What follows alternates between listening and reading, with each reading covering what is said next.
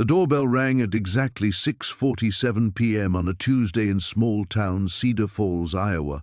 Sarah Martinez froze, her coffee mug halfway to her lips, because she recognized that silhouette through the frosted glass.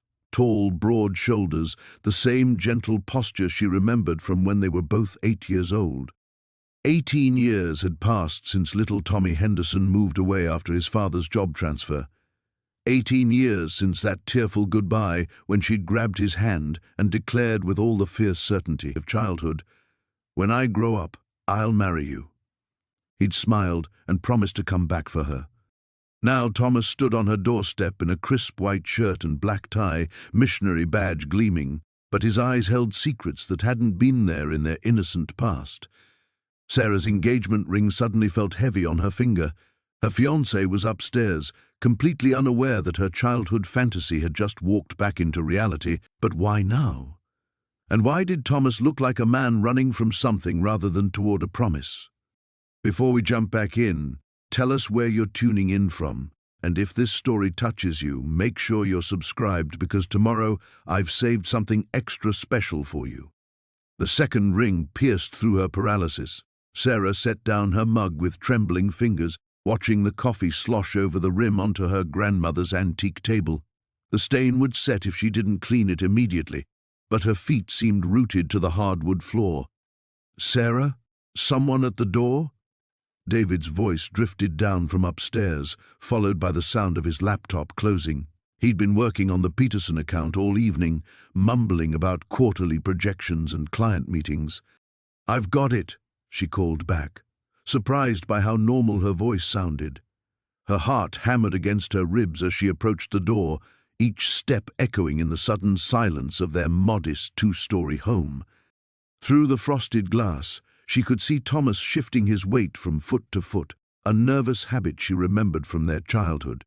He used to do the same thing before spelling tests, before his piano recitals, before asking if she wanted to share his lunch when she'd forgotten hers.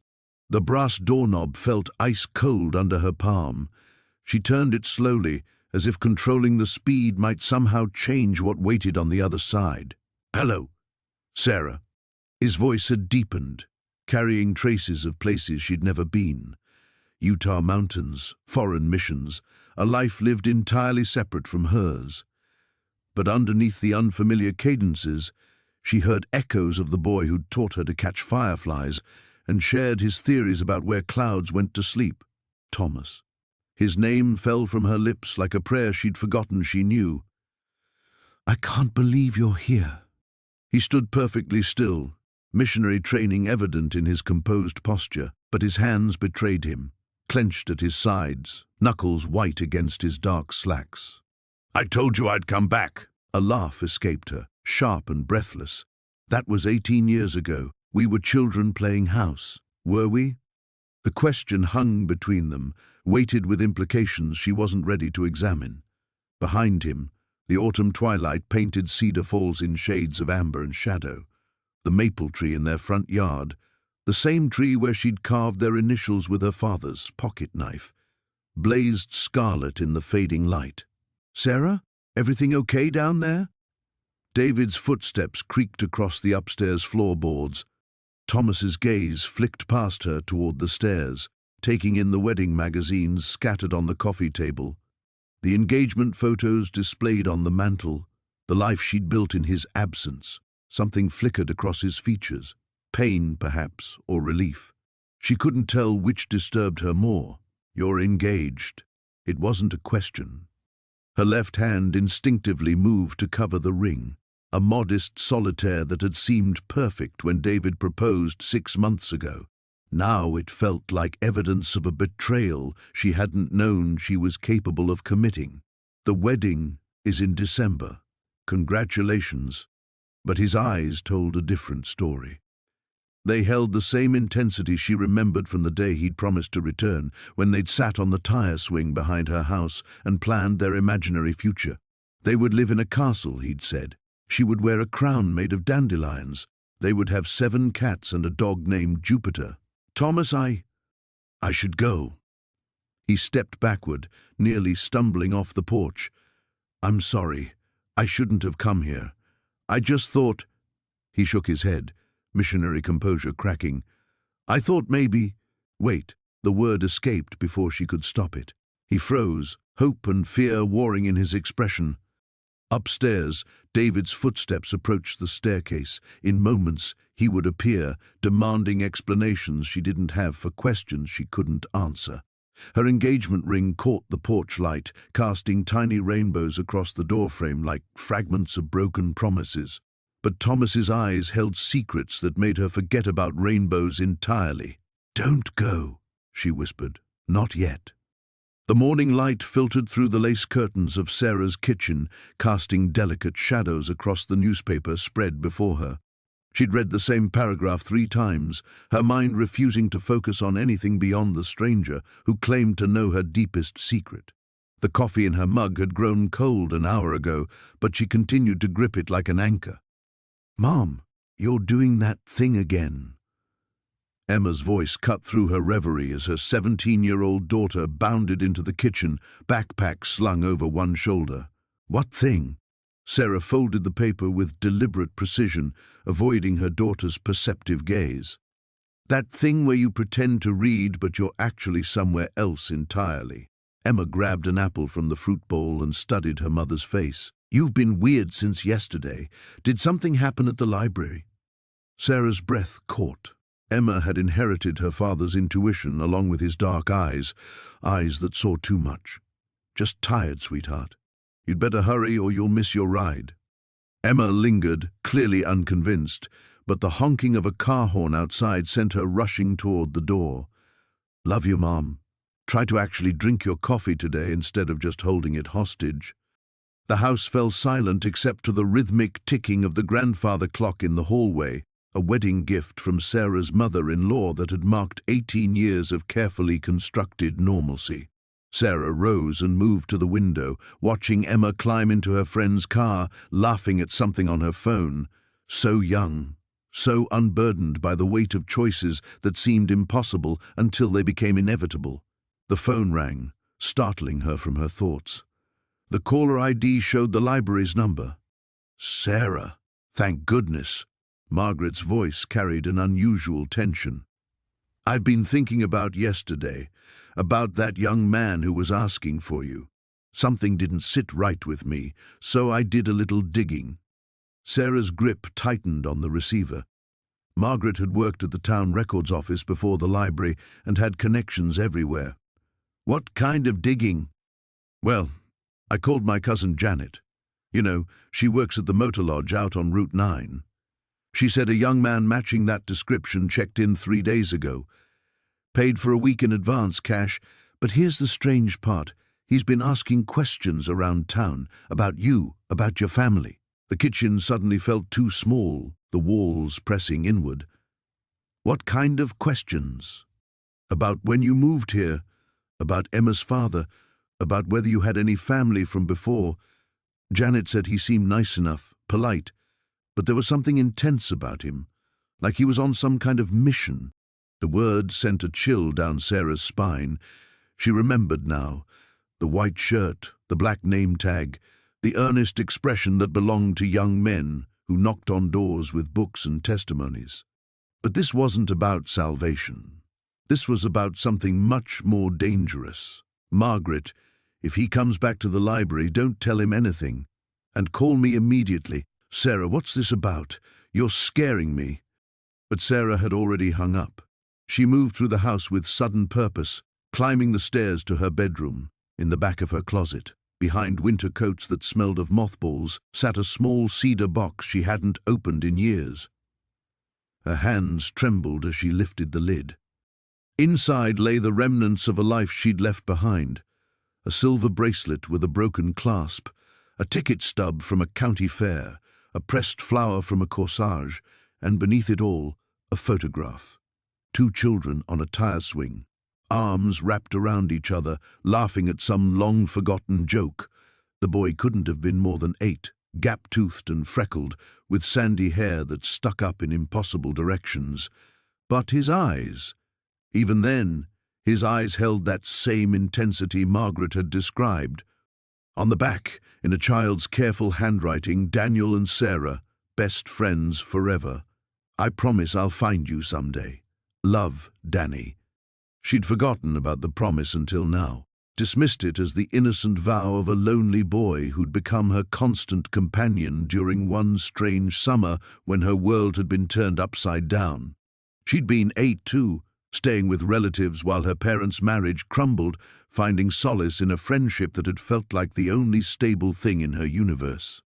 But that was before the accident, before the secrets, before the night that changed everything and sent her family fleeing in the middle of the night, never to return. The sound of a car door slamming outside made her drop the photograph. Through her bedroom window, she could see a figure walking up her front path with the measured stride of someone who'd found what he was looking for, even after 18 years. Even with broader shoulders and a man's height, she would know that walk anywhere. Daniel had kept his promise. And now Sarah would have to face the truth she'd spent 18 years trying to forget. The early morning light filtered through the kitchen window as Sarah mechanically prepared breakfast for the twins, her movements automatic after years of the same routine. Scrambled eggs, wheat toast, orange juice in their favorite cups, the one with dinosaurs for Jake, the purple one for Emma. Everything exactly as it should be, everything under control. Except nothing felt controlled anymore. She'd barely slept, her mind churning over David's unexpected appearance and the casual way he'd mentioned their childhood promise, a promise she'd buried so deep she'd almost convinced herself it had never happened, almost. "Mom, you're burning the eggs," Emma observed, wrinkling her nose. Sarah blinked, realizing the pan was smoking. She quickly moved it off the burner, scraping the charred remnants into the garbage. "Sorry, sweetheart. Cereal this morning?" The twins exchanged glances, one of those wordless communications that had always amazed and slightly unnerved her. They saw too much, understood too much for 8-year-olds. "Are you okay, Mom?" Jake asked, his dark eyes serious. "You seem different. Different." If only he knew how different everything felt since yesterday. Sarah forced a bright smile and ruffled his hair. "I'm fine, buddy. Just tired. Now hurry up or you'll be late for school." After dropping the twins off, Sarah drove aimlessly through town instead of heading straight to work. Millbrook looked smaller somehow, as if David's return had shifted the very scale of things. She found herself turning onto Maple Street, then sitting in her car outside the old Peterson house where David had lived. The current owners had painted it blue instead of the original white, and a swing set dominated the backyard where she and David had once spent countless summer afternoons. She could almost see their younger selves. 2 kids who believed promises meant everything, who thought 18 years was just a number, not a lifetime. Her phone buzzed. A text from Michael. "Dinner tonight? Mom's making her famous pot roast." She stared at the message, guilt gnawing at her stomach. Michael deserved better than a woman whose past had just walked back into her life wearing a missionary tag and a smile that still made her heart skip. She'd worked so hard to build something stable, something safe. The twins adored Michael, and he was everything a woman should want, kind, reliable, present. So why did she feel like she was drowning? Sarah? She looked up to find Mrs. Chen from the flower shop tapping on her passenger window. Sarah rolled it down, trying to appear normal. "Everything all right, dear? You've been sitting here for quite a while." "Oh, yes, just nostalgic, I guess." Sarah gestured toward the house. "I used to play here as a child." Mrs. Chen nodded knowingly. "I heard David Mitchell's back in town. Saw him at the grocery store yesterday. Handsome boy, grew up nice. Always wondered what happened between you two." Heat crept up Sarah's neck. In a town like Millbrook, everyone remembered everyone else's business. We were just children. Mrs. Chen's expression suggested she wasn't buying the casual dismissal. "Children who made quite the impression on folks. The way you two looked at each other. Well, some things don't change." Sarah's phone rang, saving her from having to respond. The caller ID showed her office number. "Sarah?" Thank goodness. It was Janet, her assistant. "The Morrison file is missing and they're here for their appointment." Also, there's someone here to see you, says it's personal. Who is it? A pause. David Mitchell. Says he's an old friend. Sarah closed her eyes. Of course he was there. Of course he wouldn't just disappear back into whatever life he'd built in the years since they'd last spoken. Tell him I'll be there in 10 minutes. She ended the call and realized Mrs. Chen was still watching her with knowing eyes. Sometimes the past comes back for a reason, the older woman said gently. Sometimes it's to remind us who we really are. Sarah drove to her office with hands that trembled slightly on the steering wheel. Through the glass front of her real estate office, she could see David sitting in the waiting area, still wearing that white shirt and dark slacks that marked him as clearly as a uniform. He was reading one of her property magazines, looking perfectly at ease. As if sensing her presence, he looked up and their eyes met through the window. The same jolt of connection she'd felt yesterday shot through her, followed immediately by a wave of panic. She sat in her car for another moment, watching him watch her, both of them separated by glass and 18 years, and choices that couldn't be undone. Whatever he wanted, whatever he'd come to say, she knew with bone-deep certainty that her carefully constructed life was about to change forever. The only question was whether she was brave enough to let it. The morning sun filtered through the kitchen blinds as Sarah mechanically went through the motions of making coffee. Her hands trembled slightly as she measured the grounds, the events of yesterday playing on an endless loop in her mind. Daniel was back. After 18 years, he had simply appeared on her doorstep like something out of a dream or a nightmare. She'd barely slept, tossing and turning beside Marcus, who remained blissfully unaware of the earthquake that had just shifted the foundation of their carefully constructed life. How could she tell him? How could she explain that the boy she'd once promised to marry had returned, looking devastatingly handsome in his white shirt and tie, speaking of keeping childhood vows as if they were sacred contracts? The front door opened with Marcus's familiar heavy footsteps. He'd left early for his morning run, a ritual that had become more frequent as his law practice grew increasingly demanding. "You're up early," he said, pressing a quick kiss to her cheek. His running shirt clung to his chest, damp with sweat, and she caught the familiar scent of his cologne mixed with exertion. "Couldn't sleep?" Sarah forced a smile, handing him a towel from the counter. "Just restless, I suppose. How was your run?" "Good." Saw Mrs. Henderson walking that ancient poodle of hers. She asked about the wedding timeline again. Marcus accepted the coffee she offered, studying her face with the same intensity he reserved for cross-examining witnesses. "You seem distracted. Everything okay?" Before she could answer, the doorbell rang. Sarah's blood turned to ice. She knew with absolute certainty who stood on the other side of that door. "I'll get it," Marcus said, but Sarah was already moving. "No, it's fine. Probably just a delivery." The lie tasted bitter on her tongue. But Marcus was faster, his long strides carrying him to the front door before she could intercept.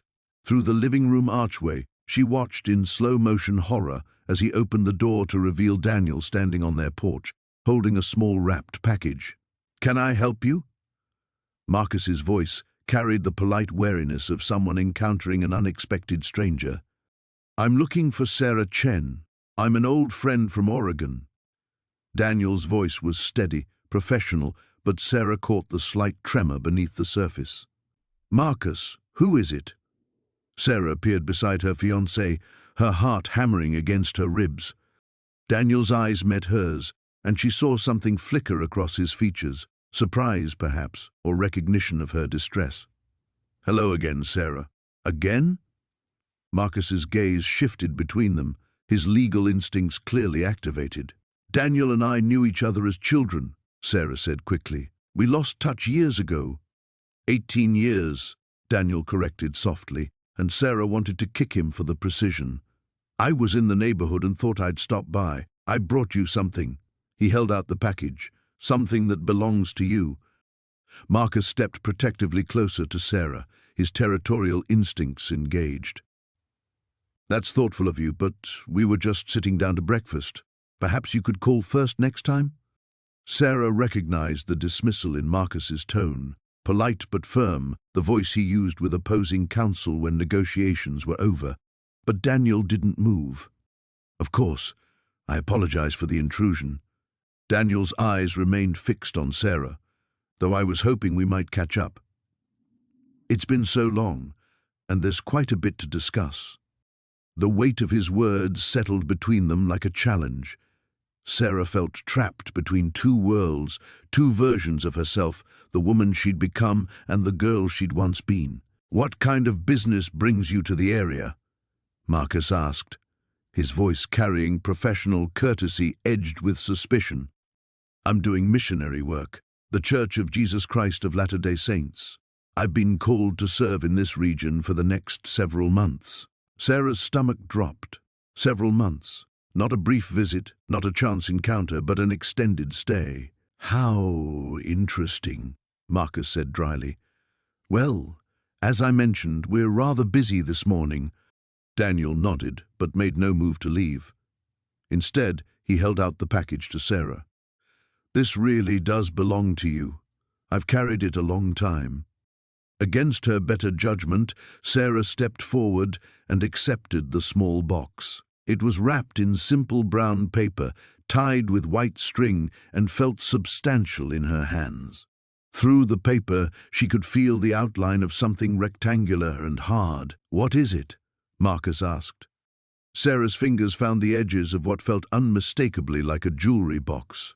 Her throat constricted as memories flooded back. A summer afternoon, a child's earnest promise, and a small ring made of twisted grass that she'd treasured for exactly 1 day before her parents had thrown it away. "Just something from when we were kids," she managed. Daniel smiled then, the same gentle smile that had once made her believe in fairy tales and happy endings.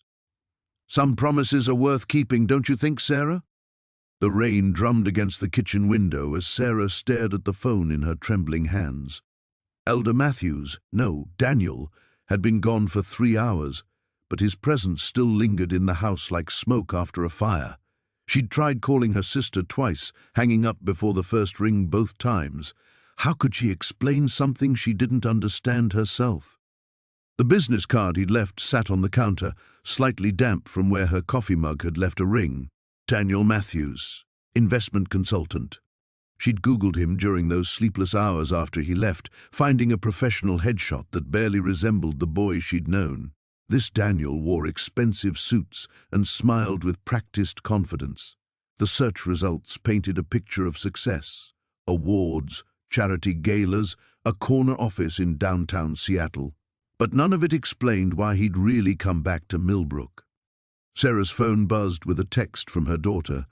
"Working late tonight. Don't wait up."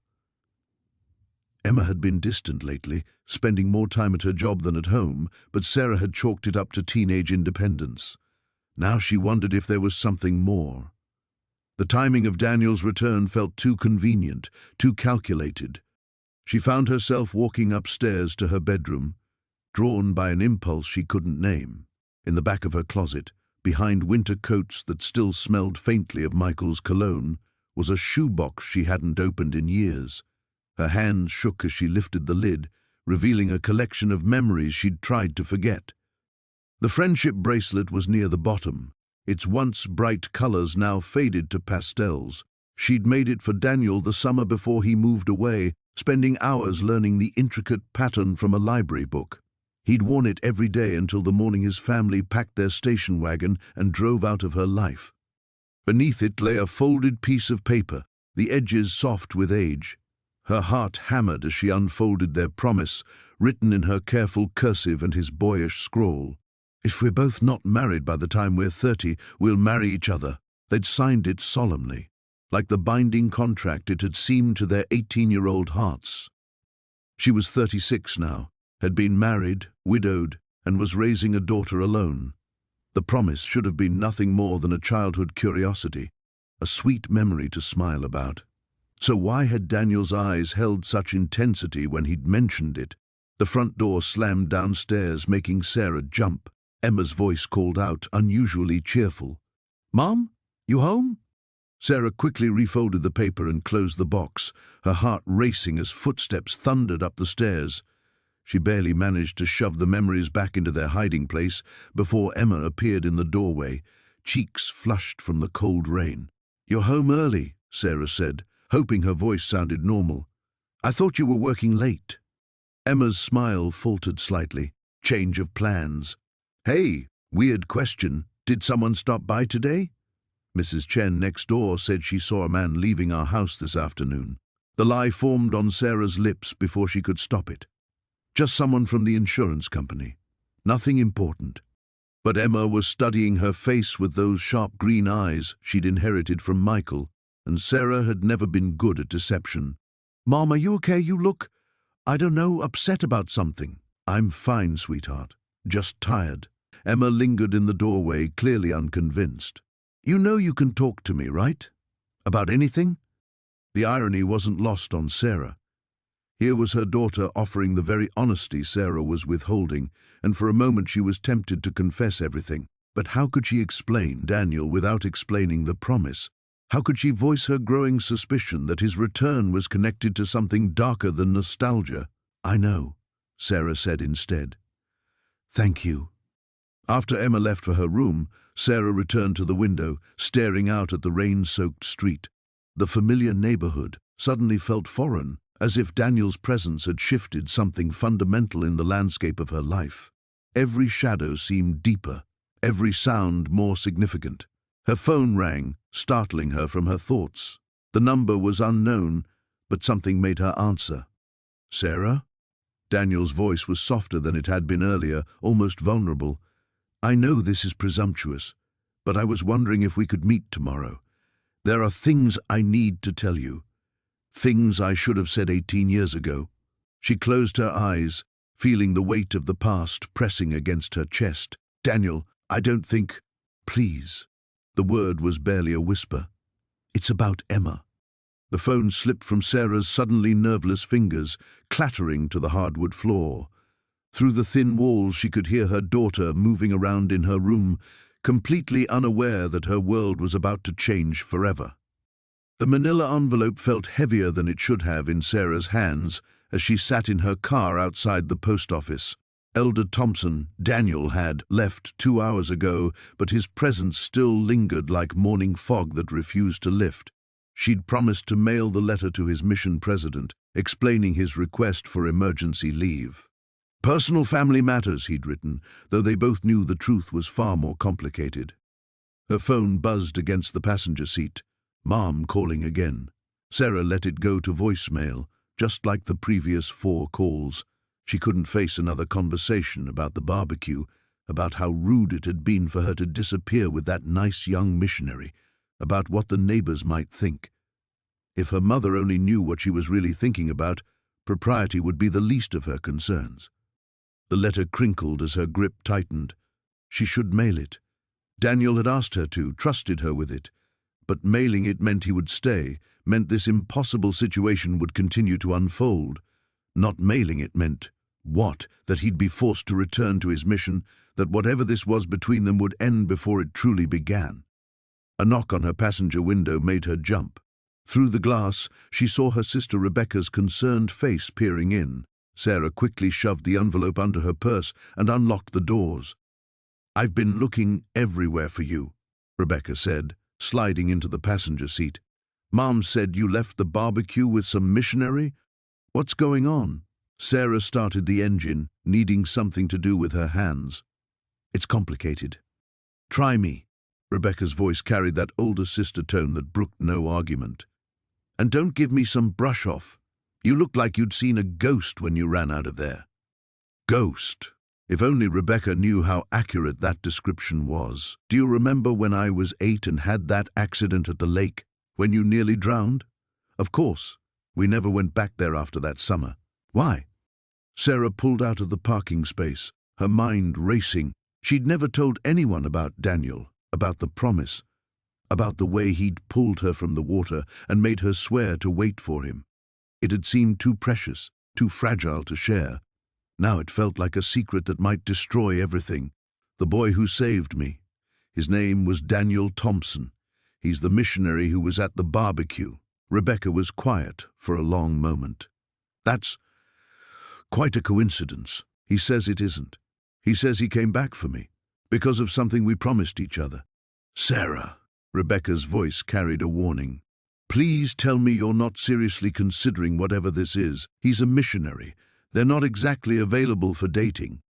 Sarah turned onto Main Street, driving aimlessly. I know that. But Becca, you should have seen his face. When he recognized me, it was like he'd been carrying this with him all these years, the same way I have. You've been carrying what? A childhood crush? A promise. The words came out sharper than she'd intended. We promised each other things, important things. Rebecca shifted in her seat to face her fully. What kind of promises? Sarah's hands tightened on the steering wheel. The memory was so clear it might have happened yesterday instead of 18 years ago. Daniel's young face, serious beyond his 10 years, his hands warm on hers as they sat by the lake's edge. That we'd find each other again. She couldn't finish it, couldn't voice the innocent words that now carried such weight. That what? That we'd get married. The admission hung between them like a live wire. Rebecca was silent for so long that Sarah glanced over to make sure she was still breathing. Finally, her sister spoke. Sarah, you were 8 years old. Children say things like that. It doesn't mean anything. It meant something to him. Enough that he's willing to put his mission at risk. His mission? Rebecca's eyebrows shot up. What exactly happened today? Sarah's purse shifted slightly, revealing the corner of the manila envelope.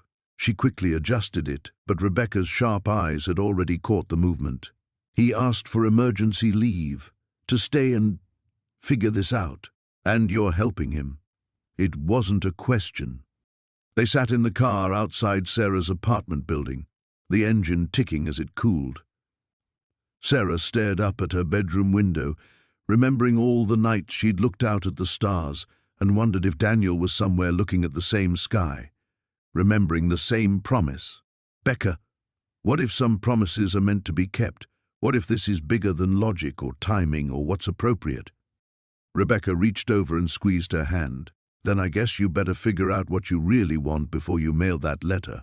Because once you do, there's no going back. Sarah nodded, though she wondered if it wasn't already too late for going back.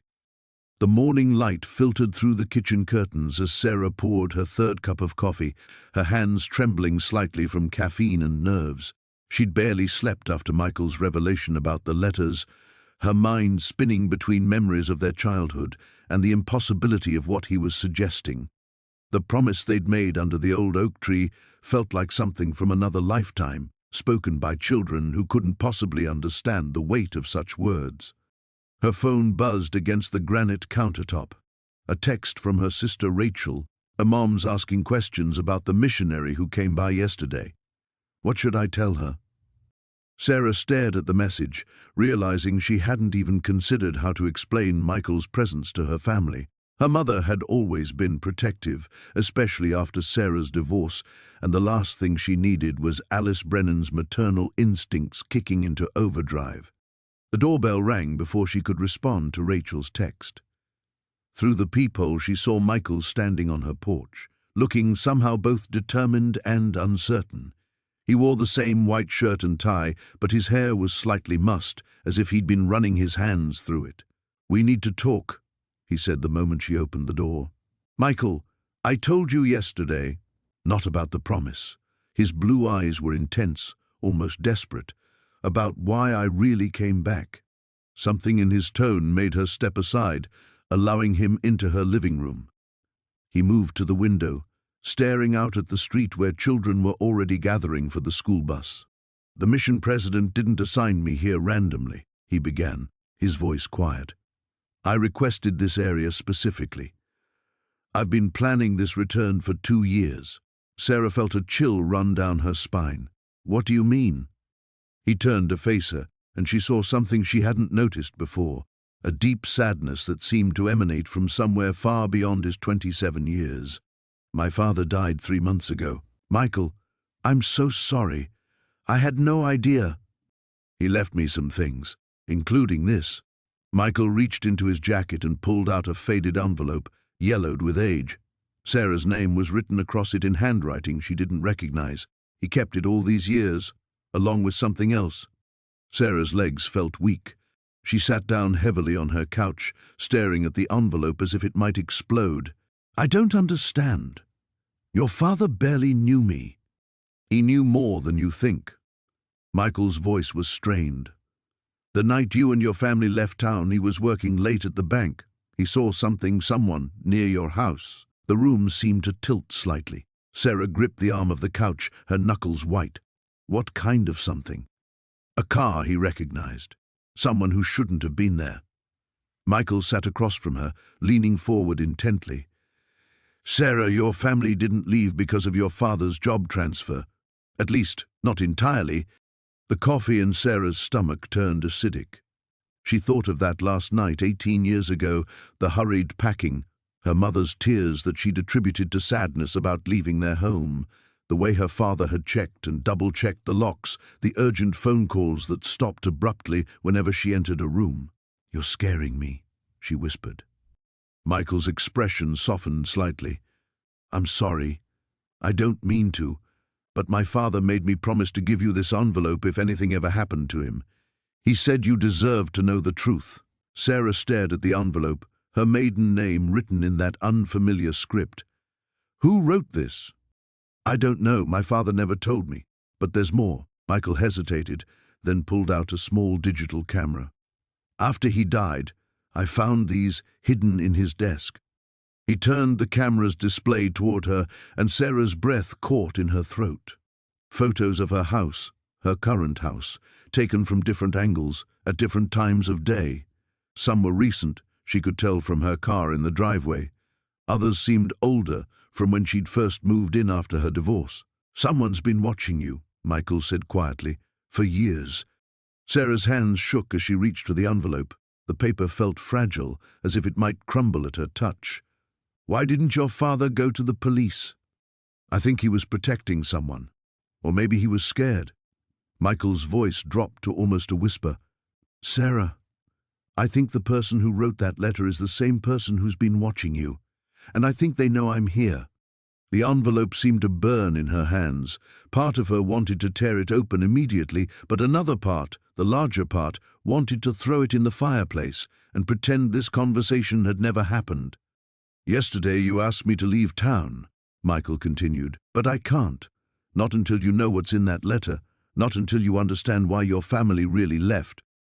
Sarah looked up at him, seeing not the confident missionary from yesterday, but a young man carrying the weight of his father's secrets, and now, willingly or not, she was about to carry them too. The morning light filtered through the cafe windows as Sarah stirred her coffee, watching the steam rise in lazy spirals. She'd barely slept, Elder Thompson's words echoing in her mind like a broken record. Some promises were never meant to be kept, and the irony wasn't lost on her.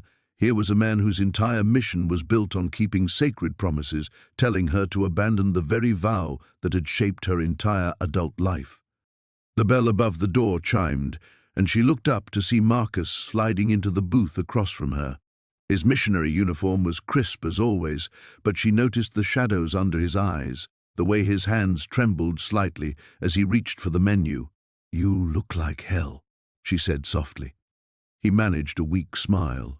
Charming as always, Sarah Chen.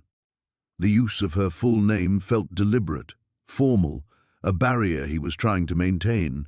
Did you sleep at all? Did you?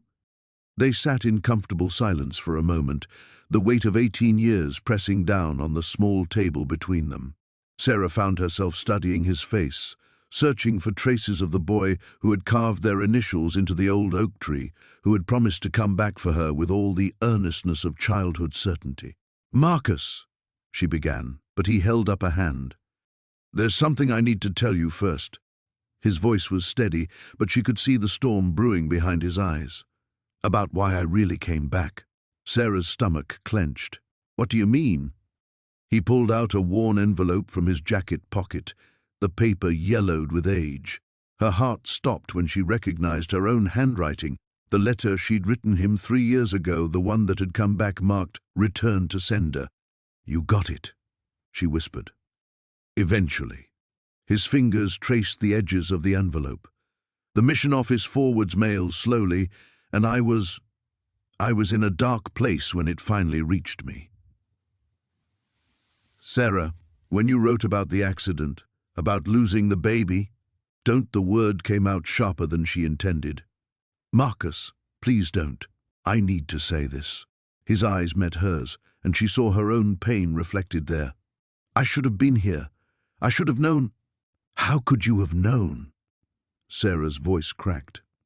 I never told you I was pregnant. I never told anyone it might have been yours. The confession hung between them like a physical thing. Marcus went very still, his face draining of color. Might have been, he repeated quietly. Sarah closed her eyes. 18 years of carefully constructed lies crumbling around her. David and we were trying to work things out after you left, but the timing. She opened her eyes to find him staring at her with an expression she couldn't read. I'll never know for sure. Marcus leaned back against the booth, running his hands through his hair. Jesus, Sarah. Don't take the Lord's name in vain, Elder Thompson, she said with bitter humor. He laughed, but there was no joy in it. Do you know what the worst part is? I've been carrying around this guilt for 3 years, thinking I abandoned you when you needed me most, thinking that if I'd just broken my mission vows and come home, you would have destroyed your life for something that might not have even been your responsibility. But it might have been. His voice was fierce now, and even if it wasn't, you were in pain. You needed someone, and I was halfway around the world preaching about eternal families while you were losing. His voice broke. Sarah reached across the table and covered his hand with hers. His skin was warm, familiar despite the years between them. I wasn't alone, Marcus. David was there, my parents, I had people, but you didn't have me. The simple statement held a world of regret. Sarah felt tears threatening and blinked them back furiously. She'd cried enough tears over what-ifs and might-have-beens. No, she said quietly. I didn't have you. But Marcus, you need to understand. I didn't write that letter to hurt you or to make you feel guilty. I wrote it because I thought you deserved to know. I thought... She paused, gathering courage for the final truth. I thought if there was even a chance that baby was yours, you had a right to grieve too. Marcus turned his hand palm up, threading his fingers through hers. The gesture was so natural, so right, that it took her breath away. Thank you, he said simply, for telling me, for writing the letter, for... He gestured helplessly, for not forgetting about me completely. Marcus, she said, her voice barely above a whisper. I could never forget about you. That was always the problem. The bell chimed again as other customers entered, breaking the spell that had settled around their table. Marcus reluctantly pulled his hand away, but his eyes never left her face. So where does this leave us? He asked. Sarah looked at this man, this almost stranger who knew her better than anyone, and realized she had absolutely no idea. The morning light filtered through the gauze curtains of Sarah's bedroom, casting everything in a soft, dreamlike haze. She sat on the edge of her bed, still in yesterday's clothes, staring at the business card Detective Morrison had left behind. The stark black letters seemed to mock her, and missing persons division. Michael was missing. The words felt surreal, like something that happened to other people in newspaper headlines, not to someone who had been sitting in her kitchen just days ago, telling her about his mission in Guatemala and asking her to remember a promise made in childhood innocence. Her phone buzzed. A text from her sister Emma, Mom's asking questions. What should I tell her? Sarah rubbed her temples. She hadn't even thought about her parents yet, about how to explain that the boy they'd once welcomed into their home like a second son had returned, only to vanish again. The irony wasn't lost on her. For 18 years, she'd wondered what had happened to Michael Torres, and now she was wondering the same thing all over again. The doorbell rang, sharp and insistent. Through the peephole, she saw a woman about her own age with Michael's dark eyes and the same stubborn set to her jaw. Sarah's stomach dropped as she recognized Isabella Torres, though the years had transformed the gangly teenager into a composed woman in a charcoal business suit. Isabella. Sarah opened the door, suddenly conscious of her rumpled appearance. We need to talk. Isabella's voice carried an edge that suggested this wasn't a social call. She stepped inside without invitation, her heels clicking against the hardwood floor. "About my brother."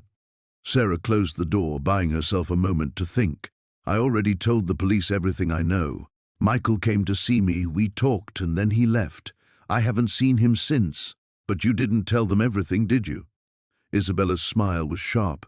"You didn't tell them about the promise." The words hit Sarah like a physical blow. "How do you know about it?" Isabella moved into the living room, her gaze taking in the family photos on the mantel, the cozy domesticity that had been Sarah's refuge. "Michael told me. He tells me everything, Sarah. Or at least he used to."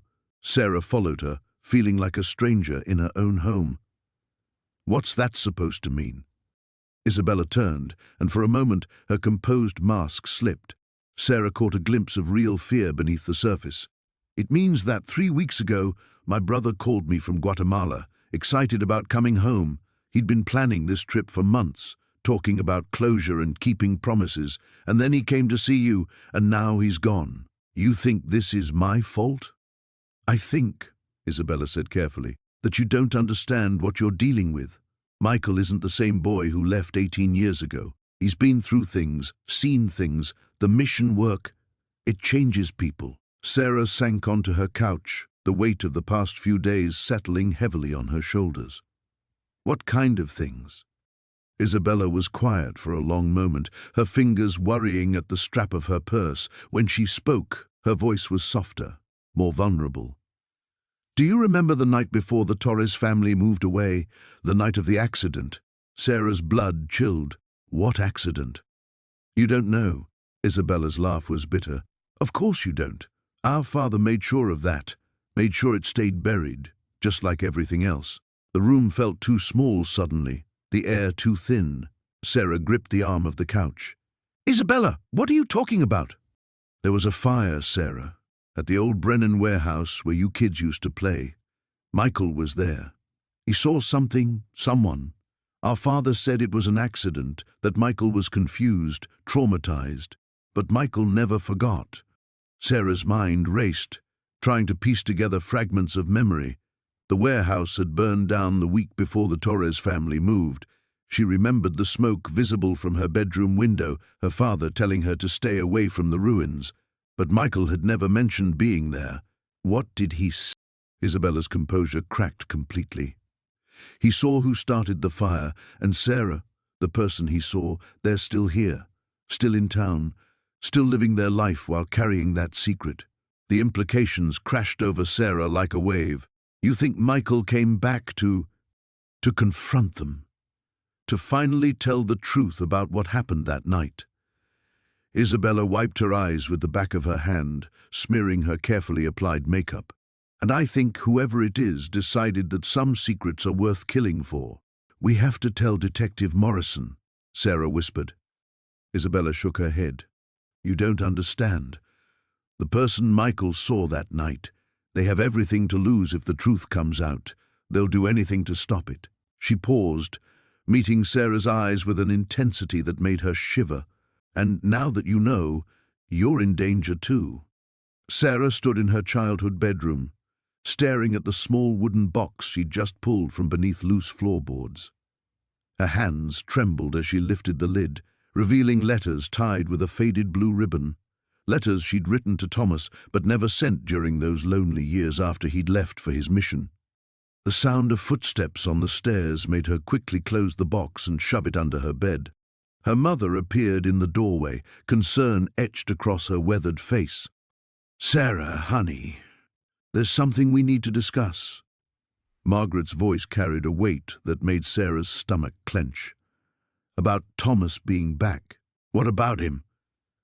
Sarah tried to keep her voice steady, but she could hear the defensive edge creeping in. Margaret entered the room and sat heavily on the edge of the bed. "Your father and I, we never told you everything about why the Caldwell family left so suddenly." The words hit Sarah like ice water. "What do you mean?" "There was an incident. The night before they were supposed to leave for Utah." Margaret's hands twisted in her lap. "Thomas came here, to this house.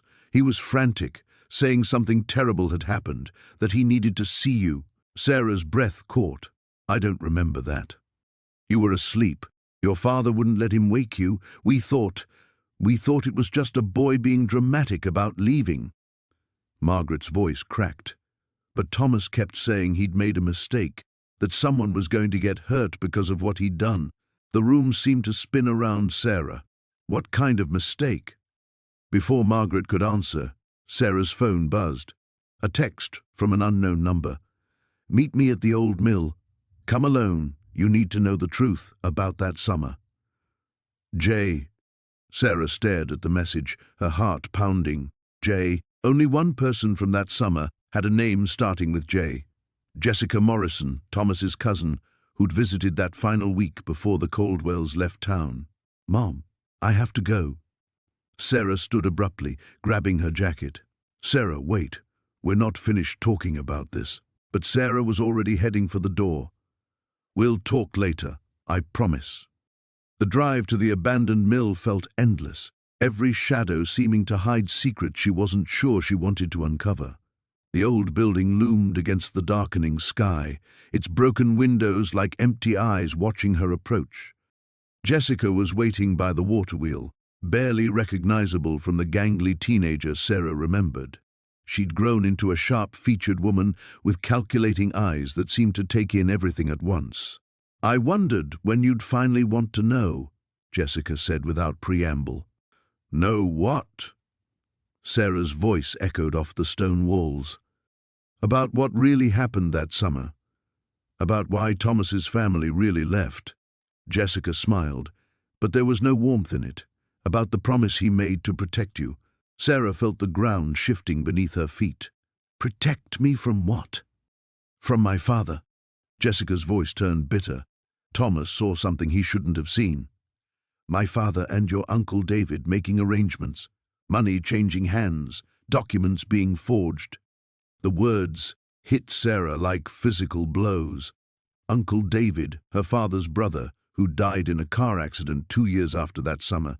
Uncle David, who'd always been so kind to her, so interested in her activities, her schedule. What kind of arrangements? Jessica stepped closer, her eyes glittering in the fading light. The kind that would have made you disappear, just like the Harrison girl did 3 towns over. Just like the others. Sarah's knees nearly buckled. You're lying. Thomas promised to keep you safe by keeping quiet.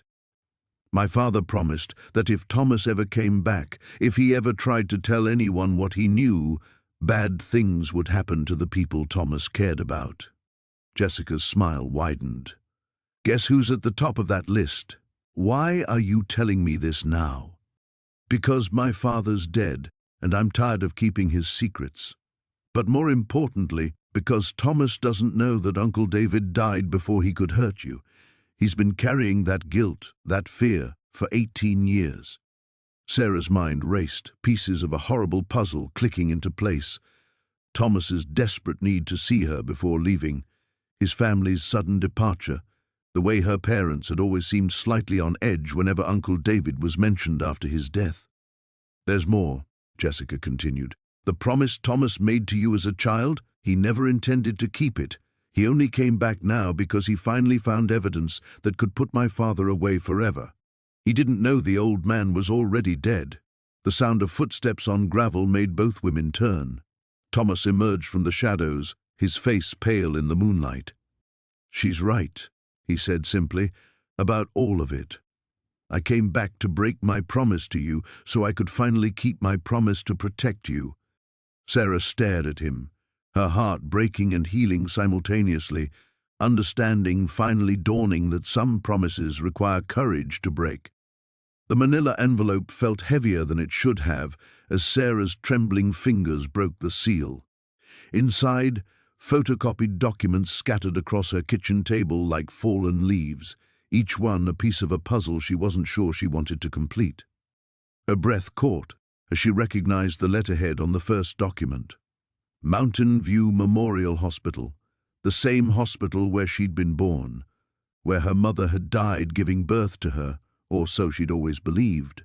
The admission record told a different story entirely. Patient, Rebecca Chen, age 16, admitted for delivery complications. Emergency cesarean performed. Patient survived procedure. Sarah's hands shook as she read the date again. The same day she'd been born, the same hospital. But her mother's name wasn't Rebecca Chen, it was Mary Caldwell. At least that's what she'd grown up believing. She shuffled through more papers, finding birth certificates, adoption records, and legal documents that made her head spin. Each page revealed another crack in the foundation of everything she thought she knew about herself. A soft knock at the door made her jump. Through the peephole, she saw David standing on her porch, still wearing his white shirt and tie from his mission activities, but his usually perfect appearance was disheveled.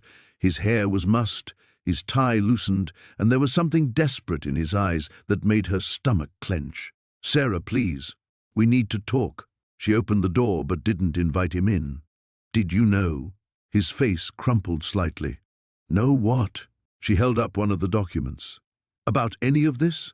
About who I really am?" David stepped closer, his eyes scanning the paper in her hand. His face went pale as he read the hospital name. "Where did you get that?" "Someone left it for me. Someone who apparently knows more about my life than I do." Her voice cracked despite her efforts to stay strong.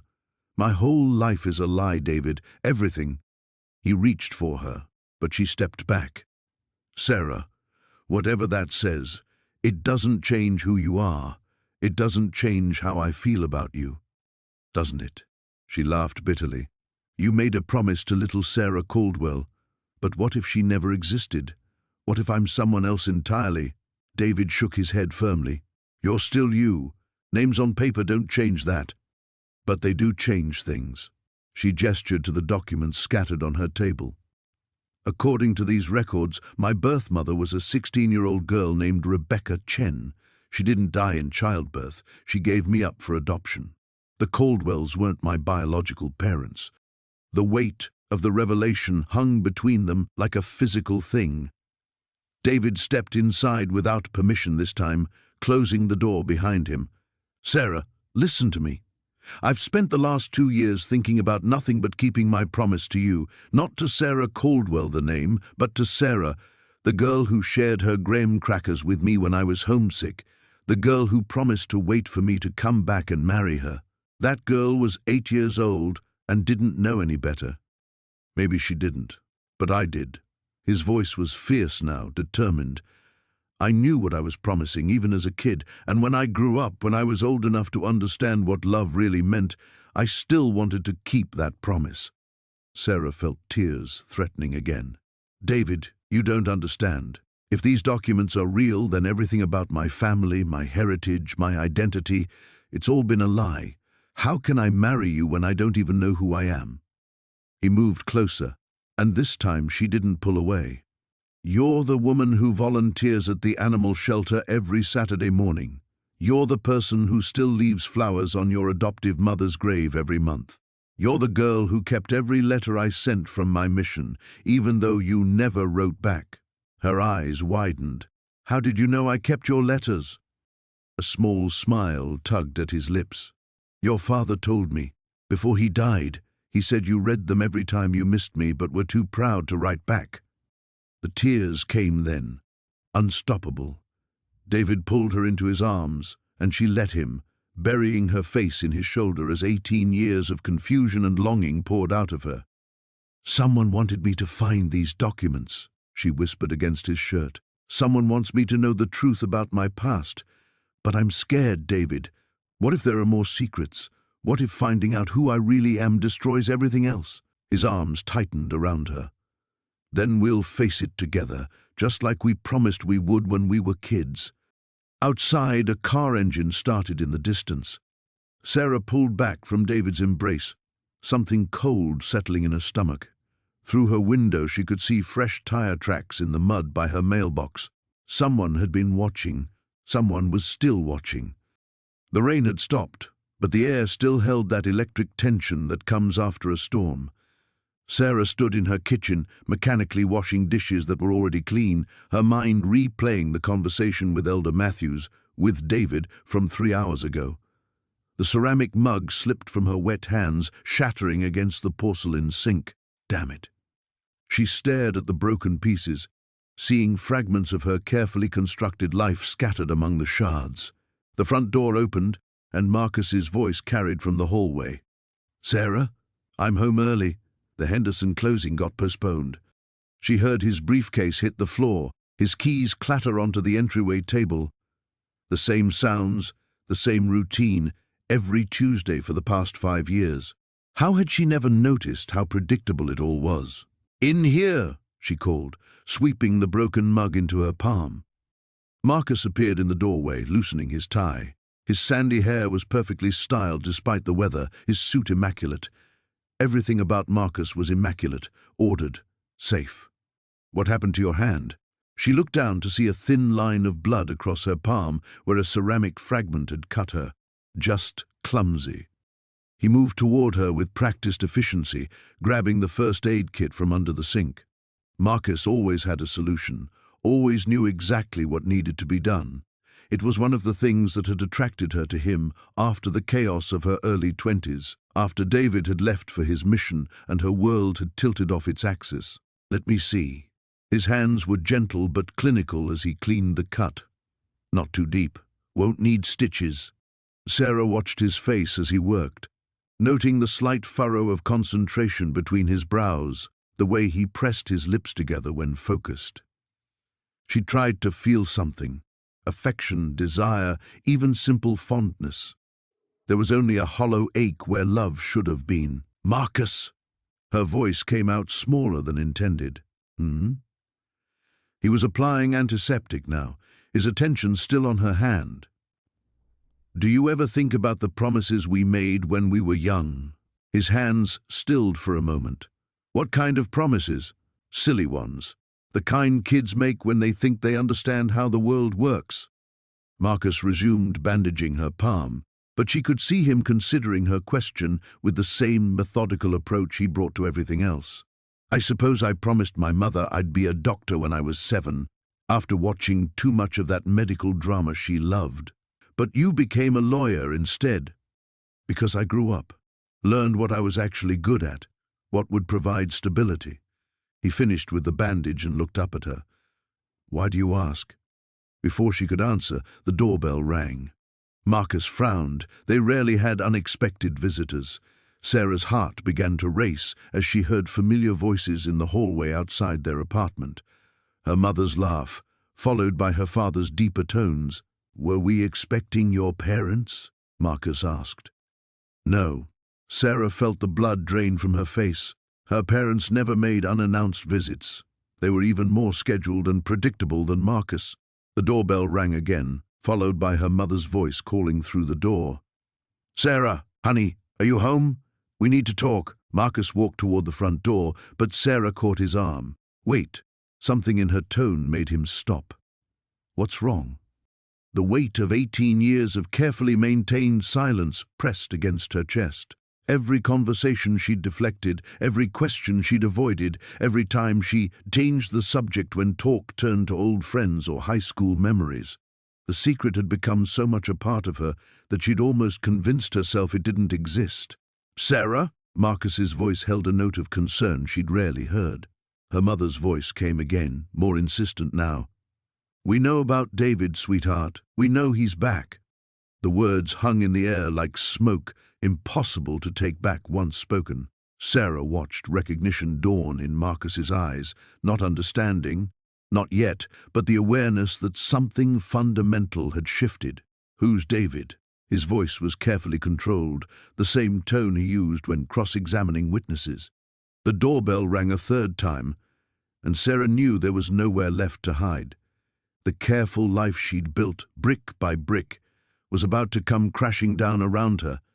She thought about that morning 18 years ago, standing in the cemetery with David, both of them young and broken, and making promises they couldn't possibly understand the weight of. Some promises were meant to be broken. Others apparently had the power to reach across nearly 2 decades and destroy everything in their path. "Sarah," Marcus's voice was sharper now. "Who is David?" She looked at her bandaged hand, at the man she'd planned to marry, at the door that separated her from parents who knew the truth she'd spent half her lifetime hiding. He's someone I used to know. The rain had stopped, but water still dripped from the eaves of the old barn where Sarah found herself standing at dawn. She hadn't slept, couldn't sleep, not after everything that had unraveled the night before. The confrontation with her father had left her shaken, his words echoing in her mind like a warning she should have heeded years ago. "Some promises are made to be broken," he'd said, his face grave in the lamplight, "especially when keeping them destroys everything else." But it was too late for that wisdom now. Marcus was already here, already pulling at threads that should have remained untouched. The innocent boy who had made that promise 18 years ago was gone, replaced by a man whose faith burned with an intensity that both attracted and terrified her. The barn door creaked behind her, and she turned to find him standing there, his missionary clothes rumpled from sleep, his dark hair disheveled. Even now, even after everything, her heart betrayed her with its quickened pace. "I thought I might find you here," Marcus said softly, stepping into the dim space where dust motes danced in shafts of morning light. "You shouldn't have come." The words felt hollow even as she spoke them. They'd had this conversation before, in different forms, circling around the truth, like moths around a flame. "Maybe not," he admitted, moving closer. "But I'm here now, and I need to know what happened to Rebecca." Sarah's breath caught. The name hung between them like a blade, sharp and unforgiving. She'd known this moment would come, had dreaded it since the day Marcus first appeared on her doorstep with his earnest smile and his talk of keeping promises. "Rebecca," she repeated, the word tasting of ash and old grief. "You remember her?" "I remember everything from that summer." His voice was steady, but she could see the uncertainty in his eyes. "I remember you, me and Rebecca playing by the creek. I remember the three of us making that promise together. But when I came back, everyone acted like she never existed." Sarah turned away, staring out at the fields where corn had once grown tall and green. Now they lay fallow, abandoned like so many other things in this place. Some memories are better left alone. Not this one. Marcus stepped closer, close enough that she could smell the soap on his skin, the lingering scent of the rain. "I've been having dreams, Sarah. Dreams about that last day before my family moved away, and in every one, Rebecca is crying. She's calling for help, and I can't reach her." The words hit Sarah like a physical blow. She pressed her hand against the barn wall, feeling the rough wood grain beneath her palm, grounding herself in its solidity. Dreams lie sometimes. "Do they?" His hand covered hers, warm and real and terrifying in its gentleness. "Because I remember now. The old well behind your house. The one your father was always warning us to stay away from."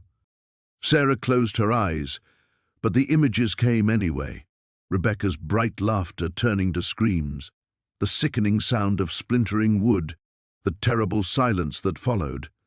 And then the lies, so many lies, built up like walls to keep the truth buried. "She fell," Sarah whispered, the confession torn from her lips like a prayer.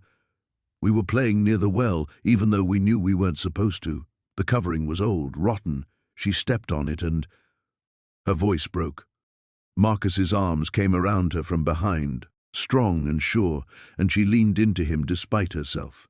"Why didn't anyone tell me? Why did they pretend she never existed?" "Because you were leaving anyway." The words came out harsh, accusatory. "Because your family was already packed and ready to go. Because my father said there was no point in ruining your life too." She could feel the tremor that ran through him, the shock of understanding, but the promise. "The three of us promised to find each other again, to never forget." "She's dead, Marcus." Sarah turned in his arms, facing him with eyes bright with unshed tears. "She's been dead for 18 years. You can't keep a promise to a ghost." The pain that crossed his features was raw, devastating. She watched as the boy she'd loved crumbled under the weight of a truth he'd carried unknowingly for so long. His faith, his certainty, his beautiful conviction that all things could be made right through dedication and prayer, it all seemed to drain out of him in that moment. "I felt her," he said, his voice barely audible. "All these years I felt like something was calling me back here, like someone needed me." "Maybe she did." Sarah reached up, touching his face with trembling fingers. "Maybe that's why you're here, not to keep an old promise, but to finally say goodbye." The silence stretched between them, heavy with grief and lost time and the terrible weight of secrets finally spoken. Outside, the world was waking up, but in the barn, surrounded by shadows and dust and the echoes of childhood, they remained suspended in a moment that would change everything. The morning light filtered through the hospital blinds as Sarah sat beside her father's bed, watching the steady rise and fall of his chest. The doctors had stabilized him after his heart attack the night before, but the conversation they'd had in those terrifying moments kept replaying in her mind. His confession about the fire, about knowing more than he'd ever admitted, had shattered everything she thought she understood about her family's past. David appeared in the doorway, 2 coffee cups in his hands. He'd barely left her side since they'd rushed to the emergency room, staying through the long night while she grappled with her father's words. The promise they'd made as children seemed insignificant now compared to the weight of secrets that had finally begun to surface. "The nurse said he should wake up soon," David said softly, settling into the chair beside her. "How are you holding up?" Sarah accepted the coffee gratefully, though her hands trembled slightly as she held the warm cup. "I keep thinking about what he said, about the fire not being an accident." She turned to meet David's eyes. He knew something happened that night, something he's been hiding all these years. Before David could respond, her father's eyes fluttered open. Thomas looked disoriented for a moment, taking in the hospital room and the concerned faces hovering over him. When his gaze settled on Sarah, she saw fear flicker across his features. "Dad, you're okay," Sarah said, reaching for his hand. "You're in the hospital, but you're going to be fine." Thomas tried to speak, his voice barely a whisper. "Sarah, I need to tell you about that night." "You should rest," she began, but he shook his head weakly. "No more waiting. You deserve the truth." His eyes moved to David, and Sarah saw recognition there, along with something that looked like regret. "Both of you do." David moved closer, his expression tense. "Mr. Chen, what really happened the night of the fire?" Thomas closed his eyes for a moment, gathering strength. When he opened them again, his voice was clearer but heavy with years of carried guilt. "I saw Michael Harrison leave your house that night, David, about 20 minutes before the fire started. He was carrying something, looked like he was in a hurry." Sarah felt the blood drain from her face. Michael Harrison had been David's father's business partner, the man who'd stood to gain the most from the insurance settlement after the warehouse fire that killed David's parents. "You saw Uncle Michael?" David's voice was barely controlled. "And you never said anything?" "I was scared," Thomas admitted, his grip tightening on Sarah's hand.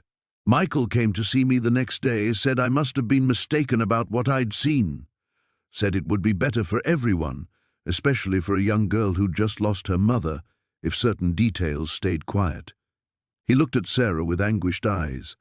"He knew about your mother's debts, the medical bills.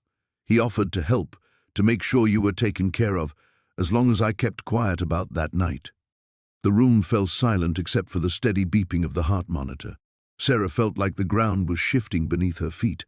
Her mother's medical expenses had indeed been overwhelming, and mysteriously many of them had been forgiven or paid by anonymous benefactors. She'd always assumed it was the kindness of their community, never questioning the source. "He's been paying for my silence all these years," Thomas continued, tears streaming down his face. "Your college tuition, Sarah, the down payment on your apartment. It all came from him, laundered through fake scholarships and gifts. I told myself I was protecting you, but I was just too much of a coward to do the right thing." David stood abruptly, pacing to the window. His hands were clenched into fists, and Sarah could see him struggling to process this revelation. The man he'd called uncle, who'd comforted him after his parents' death, who'd been like family, had potentially been their killer. "Where is he now?" David asked, his voice deadly quiet. "I don't know," Thomas whispered. "He moved away years ago after David left for college. I thought maybe the guilt finally got to him too." Sarah stood and went to David, placing her hand on his arm. She could feel the tension radiating from him, the rage and betrayal warring with the shock of finally having answers. "We'll find him," she said quietly. "We'll make sure the truth comes out." David turned to her, his eyes bright with unshed tears. "All these years I blamed myself, wondered if I could have done something, saved them somehow. And he was there, playing the grieving family friend, knowing exactly what had happened." Thomas spoke again from the bed, his voice stronger now despite his exhaustion. "There's something else. I kept records, documentation of all the payments. I always thought someday I'd find the courage to come forward. They're in a safety deposit box at First National. Sarah has the key now." The weight of 18 years of buried truth settled over them like a heavy blanket. The childhood promise that had brought David back had led them to this moment, to revelations that would change everything once again. The rain hadn't stopped in 3 days, and Sarah found herself staring out the kitchen window at the flooded creek behind her house, wondering if everything she'd built here would simply wash away. The phone call from Detective Morrison still echoed in her mind. They'd found additional evidence in David's belongings, letters that painted a picture of obsession far deeper than anyone had imagined. "Mom?" Emma's voice broke through her reverie. Her daughter stood in the doorway, backpack slung over one shoulder, uncertainty written across her features. "Are you okay?"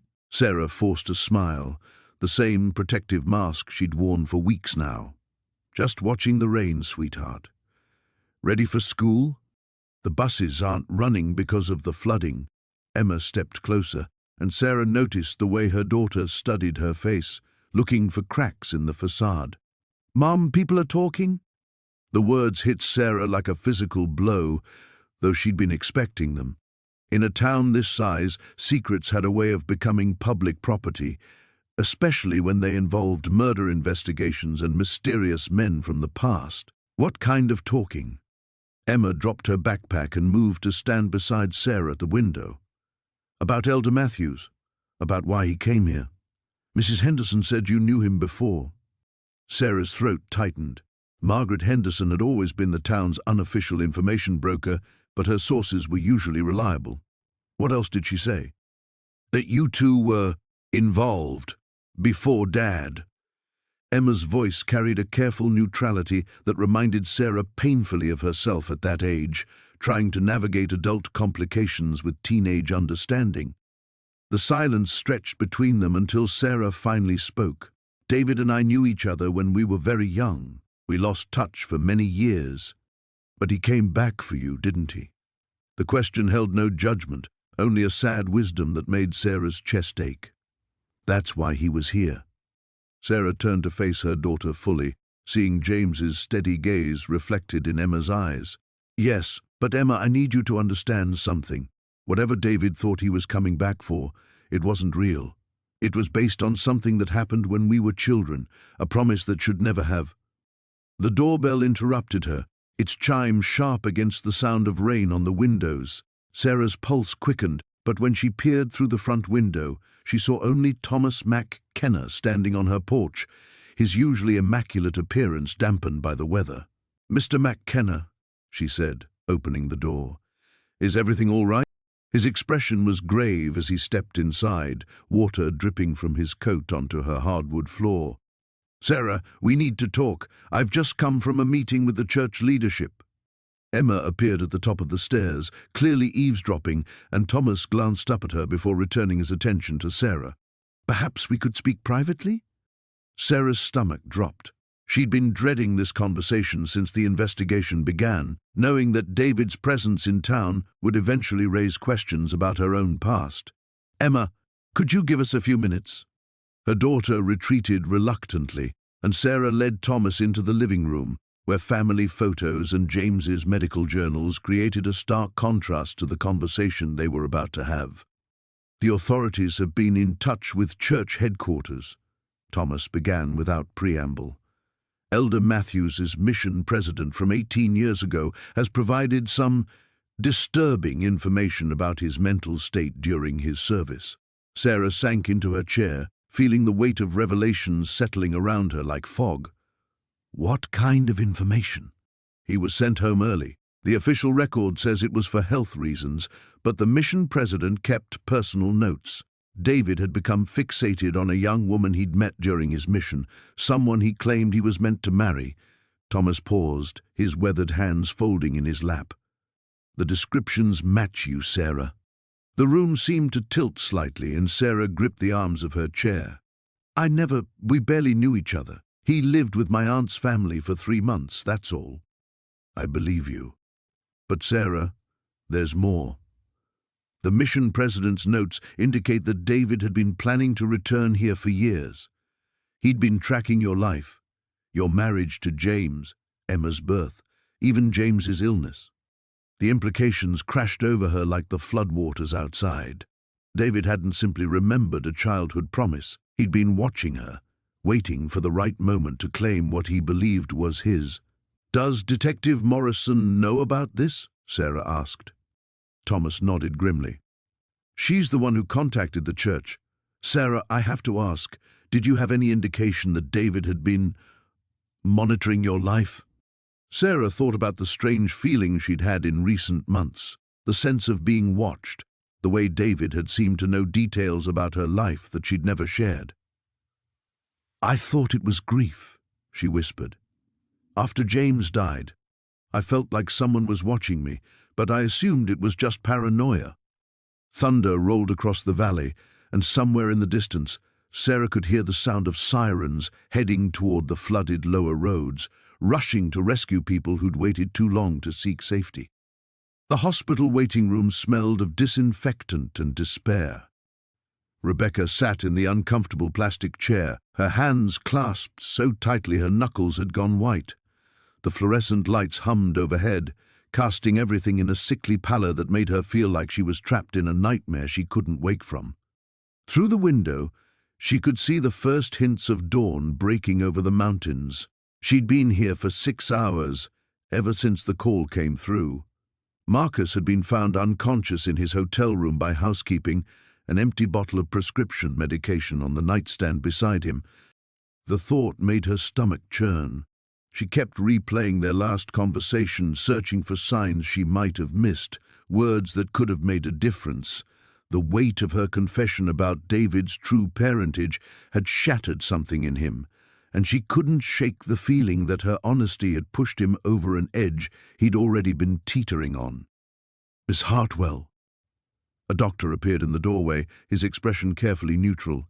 "He's stable now. The overdose wasn't fatal, but it was close.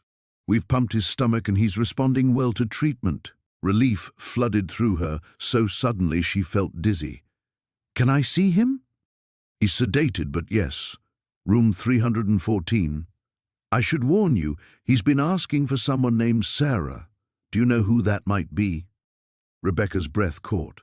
Sarah, Marcus's younger sister, who had died when they were children. She'd forgotten he'd mentioned her in those early letters they'd exchanged as kids. She passed away. A long time ago, the doctor nodded gravely. "Sometimes when people are in distress, they call out for those they've lost. It's not uncommon." Rebecca made her way down the sterile hallway, her footsteps echoing off the linoleum. Room 314 was dim, with only a small bedside lamp casting a warm glow over Marcus's sleeping form. He looked younger somehow, vulnerable in a way that made her chest ache. Dark circles shadowed his eyes, and his usually perfect hair was disheveled. She pulled a chair close to his bed and sat down, unsure whether to take his hand or maintain the distance that had grown between them. In the end, she settled for just being there, a silent presence in case he woke up. The hours passed slowly. Nurses came and went, checking vitals and adjusting 4 drip rates. Rebecca found herself studying Marcus's face, remembering the boy he'd been before life had carved lines of responsibility and disappointment into his features. She thought about the promise they'd made under that old oak tree, how simple everything had seemed then. How naive they'd both been to think that love could conquer the complexities of adult life. Around noon his eyes fluttered open. For a moment he seemed disoriented, his gaze unfocused. Then he saw her, and something like recognition dawned. "Rebecca?" His voice was hoarse, barely above a whisper. "I'm here." She leaned forward, wanting to touch him but still uncertain of her welcome. "How are you feeling?" He tried to sit up, winced, and fell back against the pillows. "Like I've been hit by a truck." He was quiet for a long moment, his eyes fixed on the ceiling. "I guess I really messed up this time. The doctors say you're going to be fine. That's what matters." "Is it?" He turned to look at her then, and she was struck by the hollowness in his expression. "I don't know how to do this anymore, Becca.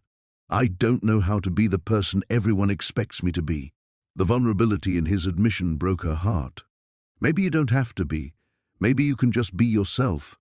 I'm not even sure who that is anymore." He closed his eyes.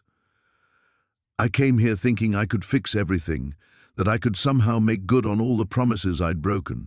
But I've just made everything worse. That's not true." "Isn't it?" His laugh was bitter. "I've destroyed your marriage, learned that the boy I thought was my son isn't, and apparently I can't even handle that revelation without falling apart completely. Some missionary I turned out to be." Rebecca felt tears prick at her eyes. "You're human, Marcus. You're allowed to fall apart sometimes. Not like this. Not when there are people depending on me."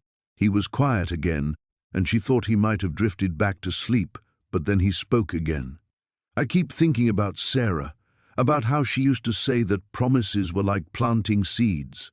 You never know what's going to grow until it's too late to change it. She sounds wise. She was 8 when she died. Leukemia." His voice cracked slightly. "But she was always saying things like that, things that seemed too old for her years. Mom used to say she was an old soul." Rebecca finally reached out and took his hand. This time, he didn't pull away. The morning sun cast long shadows across the cemetery as Sarah knelt beside the weathered headstone, her fingers tracing the carved letters of her father's name.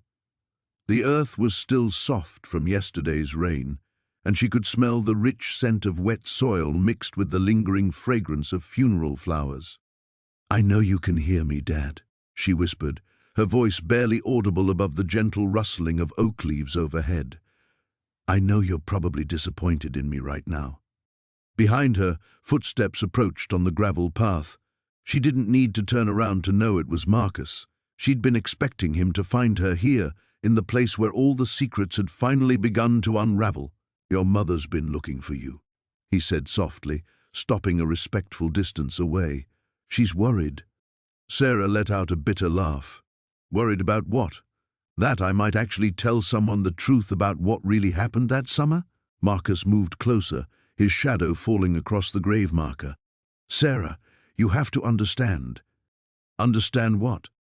She finally turned to face him, and he was struck by how much older she looked, as if the weight of 18 years had settled on her shoulders overnight. "That everything I believed about my childhood was a lie. That the promise you made to me was built on something that should never have existed in the first place." The color drained from Marcus's face. "You spoke to Dr. Whitmore." It wasn't a question. Sarah's expression told him everything he needed to know. 37 stitches, she said, rising to her feet. "That's what it took to put my father back together after you and your friends were done with him that night. Did you know that? Did you know he spent 3 days in the hospital because a group of teenagers decided to play judge and jury?" Marcus took a step back, his hands trembling. "We thought we were protecting you. When we saw the bruises, when you told us about the shouting, the broken dishes, you thought you knew what was happening, but you didn't ask the right questions." Sarah's voice was steady now, cold as winter's stone. "You saw what you wanted to see." The wind picked up, scattering dried leaves around their feet. In the distance, a church bell tolled the hour, its deep notes echoing across the hillside. "He was trying to protect me from Uncle Ray," Sarah continued. "The bruises weren't from Dad. They were from Ray during those weekends when Mom sent me to stay with him." Dad found out, confronted Ray about it, and that's why there was fighting in our house. Dad was trying to figure out how to handle it, how to keep me safe without destroying the family. Marcus felt the ground shifting beneath him, the same sensation he'd experienced as a 19-year-old when he'd first understood the magnitude of what they'd done. We didn't know. No, you didn't. Sarah's eyes blazed with a pain that had been festering for nearly 2 decades. And after you and your friends attacked him in the parking lot that night, after you told him to stay away from his own daughter, he believed he had no choice but to leave. He thought if he stayed, it would only make things worse for me. The silence stretched between them like a chasm. Marcus remembered that night with terrible clarity now, the righteous anger that had burned in their teenage hearts, the certainty that they were doing the right thing. He remembered his father's voice echoing in his mind. Sometimes, son, we have to be God's hands in protecting the innocent. I spent 18 years hating him for abandoning me, Sarah whispered. 18 years believing he chose alcohol over his own daughter. And you let me believe that. Even when you came back, even when you said you wanted to honor our promise, you never told me the truth. I wanted to, Marcus said desperately. Every day since I've been back, I've wanted to tell you. But how do you explain something like that? How do you tell someone that the reason their father left was because you drove him away? Sarah wiped her eyes with the back of her hand. Dr. Whitmore kept copies of the hospital records. He also kept the letters. Letters? 23 letters my father sent to me over the years. Letters that my mother intercepted and gave to Dr. Whitmore for my own good. Her voice broke on the last words. He never stopped loving me, Marcus. He never stopped trying to find a way back. Marcus felt his knees buckle slightly. The weight of 18 years of good intentions, built on a foundation of terrible mistakes, threatened to crush him entirely. The last letter was dated 6 months ago, Sarah continued. 2 months before he died. He was finally ready to tell me everything. About Uncle Ray, about what really happened that night in the parking lot, about why he left. He was coming home to explain everything. She turned back toward the headstone, her shoulders shaking with silent sobs. But he ran out of time. The morning light filtered through the hospital window as Sarah sat beside her father's bed, watching his chest rise and fall with steady breaths. 3 days had passed since his heart attack, and the doctors said he was stable now, though recovery would take time. She hadn't left his side except to shower and change clothes. "You should go home," her mother whispered from the chair on the other side of the bed. "Get some real sleep." Sarah shook her head, her fingers wrapped around her father's warm hand. "I'm not going anywhere." A soft knock at the door made them both look up. Elder Matthews stood in the doorway, still wearing his white shirt and tie despite being officially released from his mission the day before. His dark hair was slightly mussed, and there were circles under his eyes that suggested he hadn't been sleeping well either. "I hope I'm not intruding," he said quietly. "I wanted to check on Brother Williams." Sarah's mother smiled and gestured him in. "Of course not, David. Come in." He approached the bed slowly, his gaze moving between Sarah and her father. "How is he?" "Better," Sarah replied, though she didn't look away from her father's face. "The doctors think he'll make a full recovery." David nodded, relief evident in his expression. He stood there for a moment, seeming to wrestle with something. Finally, he cleared his throat. "Sarah, could I talk to you for a minute? Outside?" She hesitated, then squeezed her father's hand gently before standing. "I'll be right back, Mom." They walked down the quiet hospital corridor until they found an empty waiting area. David sat on the edge of one of the chairs, his hands clasped in front of him. Sarah remained standing, her arms crossed. "I'm leaving tonight," he said without preamble. Sarah felt something cold settle in her stomach. "Leaving?" "Back to Utah. My family's expecting me, and I need to figure out what comes next. College, probably. Maybe graduate school." He looked up at her, his blue eyes serious. "I wanted to say goodbye properly this time." "This time," she repeated, the words tasting bitter. "Like 18 years ago when you disappeared without a word?" David flinched. I was 8 years old, Sarah. I didn't have a choice. And now you do. It wasn't a question. He stood up, running a hand through his hair. It's not that simple. Isn't it? Sarah's voice was rising and she forced herself to lower it. This was a hospital after all. You came back to fulfill some childhood promise, David. You said you wanted to marry me. Was that all just missionary zeal, some kind of spiritual quest? No. The word came out fierce, almost angry. It wasn't like that. Then what was it like? She stepped closer, her heart pounding. Because I need to understand. I need to know what the last few weeks meant to you. David was quiet for a long moment, staring out the window at the parking lot below. When he spoke, his voice was barely above a whisper. Do you remember the day I left? The last day we played together? Sarah nodded. She remembered everything about that day. The heat, the cicadas buzzing in the trees, the way David had looked when his mother called him inside. I told my parents I was going to marry you someday, he said. I was so serious about it. 8 years old and completely certain. He smiled sadly. My father explained that we were moving, that I probably wouldn't see you again.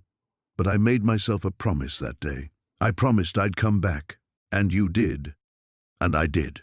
He turned to face her. But somewhere along the way, I think I confused the promise with the reason for keeping it. I convinced myself it was God's plan, that it was meant to be. I didn't consider what you might want, or how you might have changed. Sarah felt tears prick her eyes. How have I changed? You're not the little girl who used to catch fireflies with me behind your house, he said gently. You're a woman with your own life, your own dreams.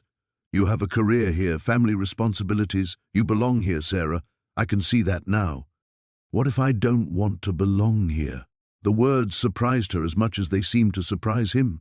What if I want something different? David studied her face carefully. Do you? Sarah thought about her job at the library, her quiet routine, the safety of the life she'd built. Then she thought about the way she'd felt these past few weeks, alive in a way she hadn't been in years.